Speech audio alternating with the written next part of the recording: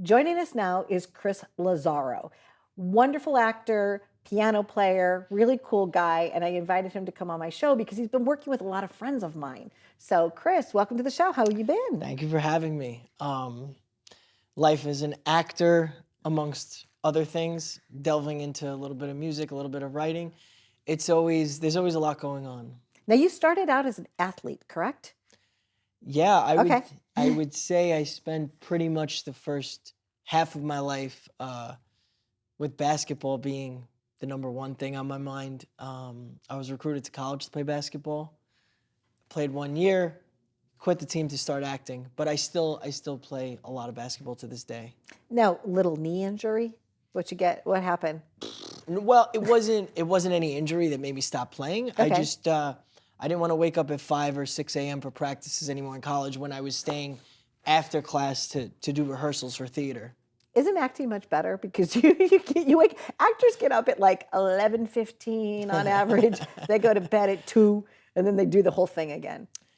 Right? Am I right? Kind of a I little have bit. a couple responses to that. Okay. The first is I always wonder if I was 6 inches taller and I could have made it to the NBA, let's say, I always wonder if I would have ever um, been as determined to get more educated and uh, psychological about human behavior, and if I would have challenged myself mentally. And I don't think that would have happened if I strictly stuck to basketball. So it's good for you. You feel like it's great that you didn't have that extra, height. It worked out well for you.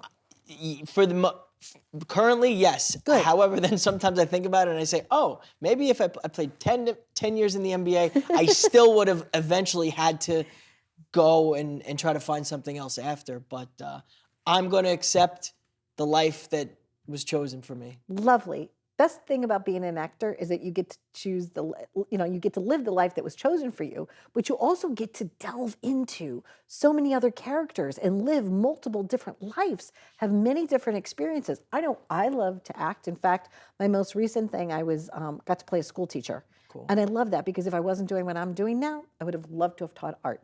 So just for a day when you're a day player or maybe a week or two or whatever, being able to become someone else, right? And whether you're an extra or whether you've got a few lines or, don't you find that no matter what, it's such a great thing being on set?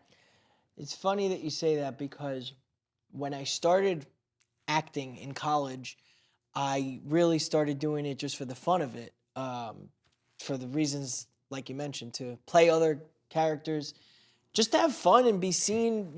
It's always cool when eyes are on you. At least for some people, it's cool when eyes are on you and you get to perform for them. But eventually, I when I made it into the real world and I started getting paid for it, and now I've been doing it for quite a while. It's also about storytelling, and for people to gain enough trust in you that one day, whether it's through characters you play or stories that you actually write yourself, um, it can also be there for a bigger cause. A lot of the projects that I've recently been a part of have told stories that have messages and lessons that people from all over the world can relate to. Yeah, a lot of documentaries are things that are based upon a true story. Of course. Sometimes those are my favorite films. Whether it was the team from Mexico that won the Little League World Series, and I watched that. It was a story I had never heard before. It happened in 1957, and I was like, "Whoa, that's so great!" So these actors had to portray actual situations that happened. Of course. And a lot of scripts come to you, and they are, no matter what, I feel based upon reality, unless it's like a sci-fi thing, but it still has those themes of like romance, right, or drama, right? What's the most recent role that you've played that you've really enjoyed? I have 3 projects that are literally just all 3 films that all just premiered. Had their No, excuse me, 2 of them premiered. One of them is going to premiere later this year, and they're all around the film festival circuits now. Okay. One of them is a horror movie. I'm going to throw out there, The Omicron Killer. But I would say the main 2 that I think are the bigger ones, even better messages. I did Christmas Eve in Miller's Point, which was produced by Michael Cera, one of the 2 main guys from Superbad. He's in the movie also, along with a lot of other big name talent people. Tyler Taramina, the director, is a genius, and it's a Christmas movie.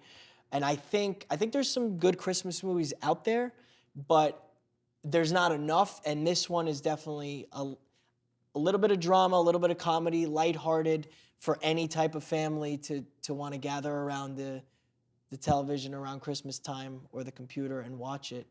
It's about an Italian family from Long Island, where we are now, and as a lot of the characters that I play the outcast Italian cousin, and then another film that I just won actually 5 Best Supporting Actor roles for. Congratulations, Thank you, Chris. thank Yeah, you. brag on. Come on, this is the place to do it. In 5 different film festivals around the country, I won the Best Supporting Actor for playing one of the 2 thieves in a movie called The Art Thief, which is based on the Isabella Stewart Gardner Museum robbery of 1990, where they stole $500 million of paintings from that museum, and they never, the biggest heist in American history, they never found the paintings to this day.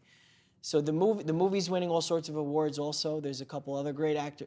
The whole cast is great, but the story has captivated people from all over the country. I've been around the country for the film, and everybody seems to love it. So, Did you know that the Mona Lisa had been stolen? I heard that. And it is true. It is absolutely true. So the Mona Lisa was stolen, and then it was brought back. I never heard that, but there's a Claude Solnick is a playwright, and he invited me to go to New York City, and then I was fascinated. I watched the whole play. Then I fact checked it, and I was like, I'll be darned. Somebody stole her and then returned her. What was? How was it returned? Did they catch the person? Yeah, they did. Sadly, they did. But they had forged it and then put it back, and then they found out, and it had to do with nationalities, like where she was painted originally, and somebody wanted to return it to the country of origin, and it was very sentimental and very poignant, but a true fact that I don't think a lot of people even know. So it's fun when films bring a light to things that are like, historic of nature. So Chris, thank you. You also play piano. You do a lot of cool things. So I thank you for being here. If you were going to do a monologue, right? If somebody said to you do a monologue, what you got? What you got for me? It's interesting that you asked that. And I used to do monologues all the time to audition. Now my typecast is the Italian tough guy kind of thing, which I've played that role many times. But so I did a monologue for a while out of the show Italian American Reconciliation, but I haven't. I'd like to expand my horizons and show people other types of characters and roles that I can do. So my monologue of choice, because I haven't done a monologue in a while, I would have to look into a new one that shows a lot of range. I do a lot of comedy and drama, and I can't only play just the tough guy. Got it. So you want to, play like somebody that's like, doing something like, let me think here. If I was going to cast you, do you know Donna McKenna? I do.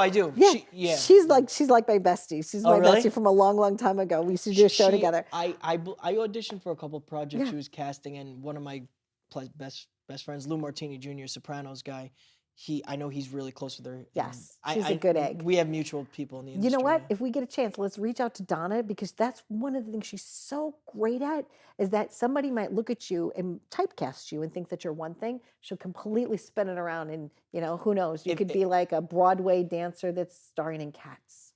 Yeah, I have stuff on my reels and a million clips on YouTube and online that show different types of roles that I've done or that I'm capable of, but when there's a casting for an Italian role, I almost always get the audition.